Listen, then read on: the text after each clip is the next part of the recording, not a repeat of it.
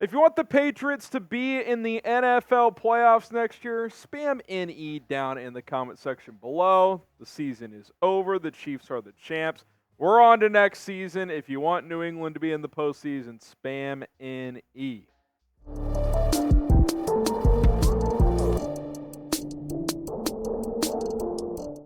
I'm Harrison Graham. Coming up on Patriots Today by Chat Sports, could Haason Reddick be a potential trade target for the Patriots? Plus, New England has hired yet another new coach. We're going to dive into those topics here on today's program.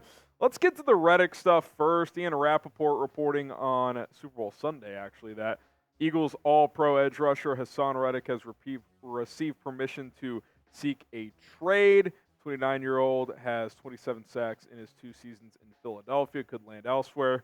A lot of the chatter has been he's entering the final year of his 3-year deal with Philadelphia, and he would like to get a pay raise and a contract extension. Maybe Philly's not budging right now, so they're allowing him to seek what could be available on the trade market. And this guy's been very productive. Now, he's going to be 30 years old right at the start of next season, so he's not getting younger, but he's been very good. He's got 4 straight seasons of 11 or more sacks, 2 of those with Carolina, last 2 with Philadelphia. That 2022 season, he was absolutely fantastic. And then this year, you're still very good, but the sack numbers decreased just a little bit.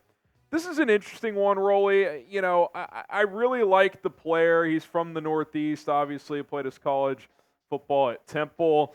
I just don't know, like, if you're New England, like, as good of a player as he is, like, you need to be pouring your assets into offense. Like, I just don't know if, like, this is the type of move you make right now if you're Eliot Wolf, Jerod Mayo and company. Yeah, I mean, we'll talk about the financial aspect of it and the possible trade situation and what a trade would be and if it makes sense for New England. But there is no denying that he's one hell of a football player, No doubt. right? And when you think of, honestly, like a potential duo of him and Matthew Judon, like, that is very intriguing, and especially when you have a couple edges here that are going to be free agents where you don't know if you're going to be able to bring them back, a.k.a. Josh Uche, Anfernee Jennings, Mack Wilson, who kind of slotted into that role this season after previously being an inside linebacker. Like, those 3 guys are all free agents.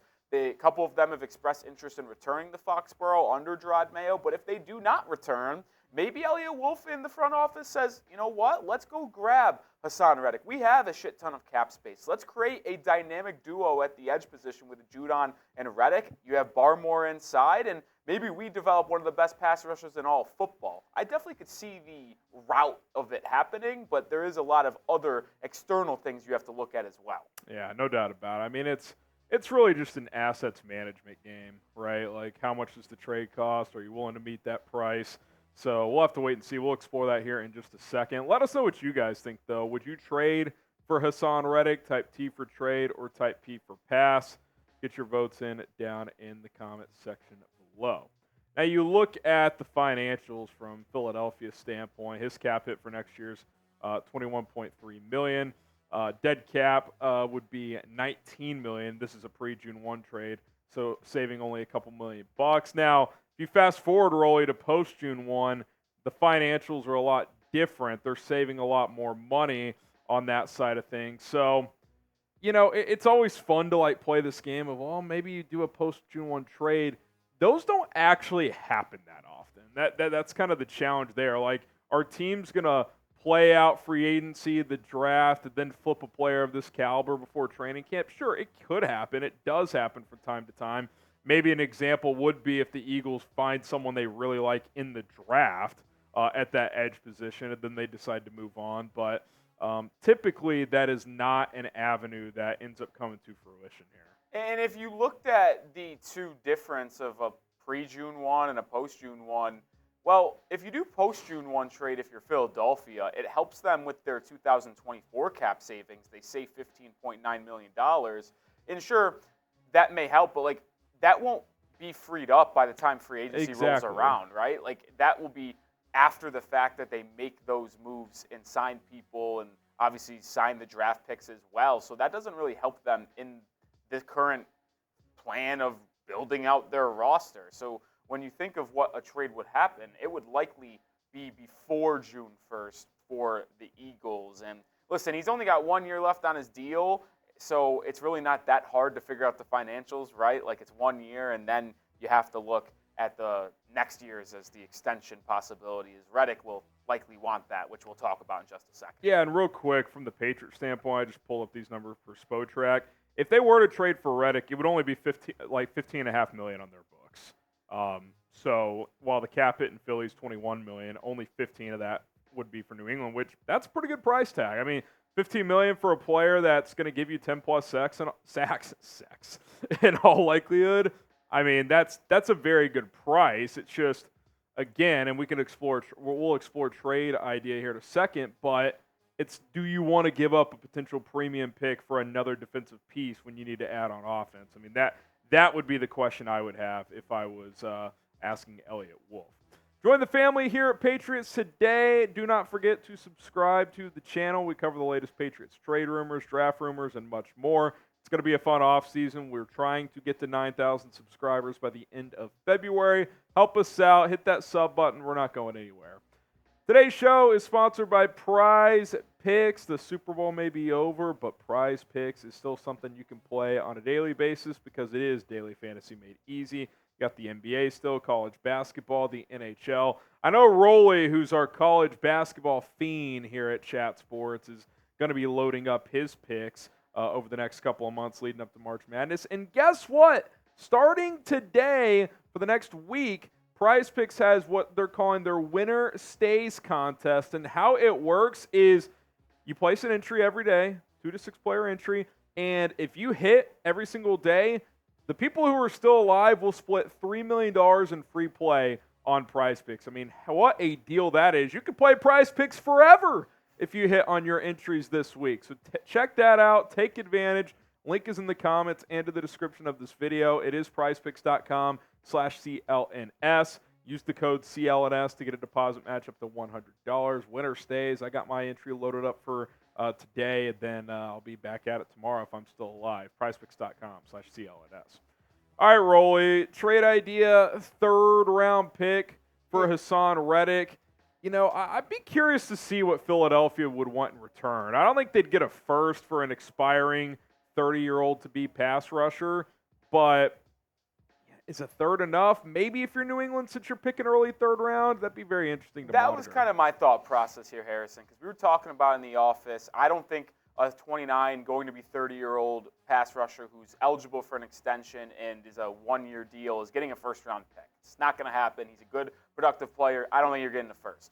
And then, but like, here's the thing as well, is like, well, if the actual answer is a 2nd-round pick, well, there really isn't that much of a difference between Patriots' 2nd-round pick, which is 34, and a 1st-round pick. Like, yeah. Let's just be honest here. Like, the 34th overall pick is basically valued as a late 1st-round pick. It really is. Just looking at that. So I'm not trading that for Haason Reddick. So I think getting a late 2nd-round pick or early 3rd at 68 for Philadelphia would be a fair return. Maybe you throw in a 7th too, like this 3rd-round pick and 1 of your 2 7th-round picks you have for Haason Reddick. I think that is what the trade idea would potentially be for Reddick. That would just be my best guess. But like, the biggest question to me is just like, are you going to do it, right? Like, here's the tough task. You would have to trade for Reddick. You give up the assets, but you also would have to extend him, or it would make no sense to trade for him. And he's turning 30 years old. Are you sending a 3rd-round pick and potentially a 7th-round pick for a 30-year-old pass rusher and extending him for 15+ a season? I don't know if you are. Yeah, I mean, you know, maybe you do like a 2-year extension, so it's not some crazy deal. Maybe you trade for him, give him 2 years, and 35 to 40 million bucks, something like that. Could see something like that happening.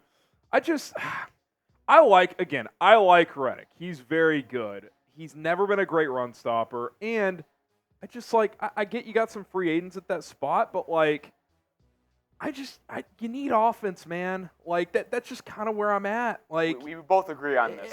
It just like, sure, if it's a 3rd, I'm at least interested. But I also think Philly's like, this is not like Reddick. Like, this is more of a Philadelphia, at least the way it's being reported, it sounds like to me, of like, all right, yeah, go check the market, see what your value is, and then we'll decide if we trade you or not. This doesn't seem like Philadelphia's trying to get him out of there. This more just seems like we're not ready to extend you just yet, but since you want one, we'll allow you to seek a trade.